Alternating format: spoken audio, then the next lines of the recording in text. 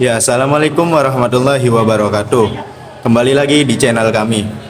Di sini kami adalah perwakilan dari kelompok 6 di mata kuliah Ushul Fikih yang akan membahas materi tentang sumber hukum Islam, istihsan, maslahah, mursalah. Di kelompok kami ini terdiri dari 4 anggota, yaitu saya, Fadil Muhammad Raska Faizal selaku moderator.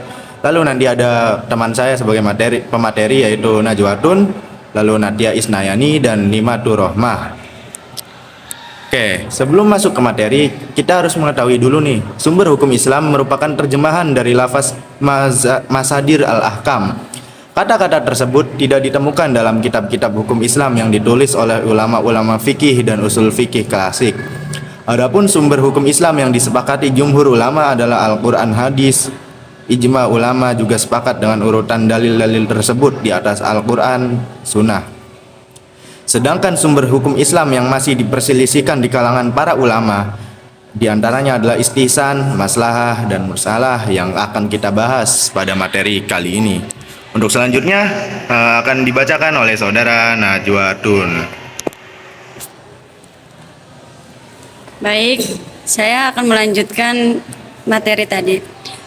Istihsan, dalam bahasa Arab, istihsan diartikan menganggap sesuatu itu baik atau mengikuti sesuatu yang baik. Menurut Al-Bajawi, bahwa istihsan ialah meninggalkan keharusan menggunakan kias dan berpindah kepada kias yang lebih kuat.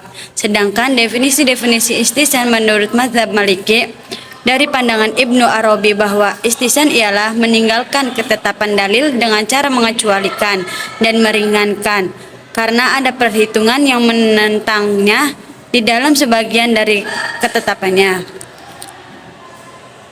Dilanjut. Melanjutkan materi yang disampaikan Najwatun. Yang kedua yaitu maslahah mursahah. Secara etimologi berasal dari kata syalaha yang berarti baik, sedangkan mursahah secara etimologi berarti terlepas atau dalam arti bebas. Kata terlepas dan bebas jika digabungkan dengan kata maslahah, maksudnya adalah terlepas atau bebas dari keterangan yang menunjukkan boleh atau tidaknya dilakukan. Maslahah mursahah adalah suatu upaya penetapan hukum didasarkan atas kemaslahatan atau maslahah yang tidak terdapat di dalam nas Al-Quran dan Al-Hadis maupun ijma', dan tidak ada pula penolakan atasnya secara tegas. Tetapi kemaslahatan ini didukung oleh dasar syariat yang bersifat umum dan pasti, sesuai dengan kehendak syara'. Selanjutnya, dalam konteks kajian ilmu ushul fikih, kata tersebut menjadi sebuah istilah teknis yang berarti berbagai manfaat yang dimaksudkan syar'i dalam penetapan hukum bagi hamba-hambanya, yang menyangkut tujuan untuk memelihara agama, jiwa, akal keturunan, dan harta kekayaan, serta mencegah hal-hal yang dapat mengakibatkan luputnya seseorang dari kelima kepentingan tersebut. Selanjutnya akan disampaikan oleh Nima. Para ahli hukum Islam berbeda pendapat dalam menghadapi kehujahan maslahah mursalah terbagi dalam 2 golongan yang tentunya akan kami bahas di slide berikutnya. Yang pertama, golongan ini mengatakan bahwa penggunaan maslahah mursalah sebagai dalil hukum dalam melaksanakan ijtihad adalah diperbolehkan secara mutlak dan dapat dipakai sebagai landasan untuk ijtihad. Pendapat ini dipegang oleh mazhab Imam Malik dan sebagian besar pengikutnya. Yang golongan kedua adalah golongan yang tidak mempergunakan maslahah mursalah sebagai dalil hukum yang berijtihad.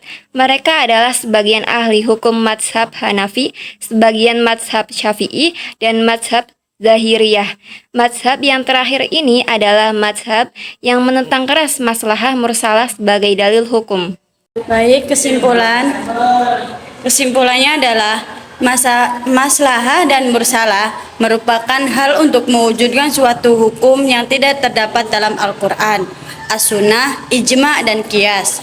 Adapun istihsan yang memiliki berbagai pandangan definisi dari para ulama dapat disimpulkan bahwa artinya adalah mengikuti sesuatu yang lebih baik atau mengikuti qiyas yang lebih kuat. Kembali kepada moderator. Ya, alhamdulillah itu tadi adalah presentasi dari kelompok 6. Untuk selanjutnya kita masuk ke sesi diskusi. Nah, sesi diskusi ini akan kita persilahkan kepada para penonton untuk bertanya di kolom komentar atau dimanapun itu. Ya mungkin di grup WhatsApp juga nggak apa-apa.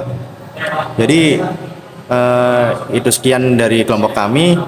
Apabila kurang dan lebihnya kami mohon maaf. Wassalamualaikum warahmatullahi wabarakatuh.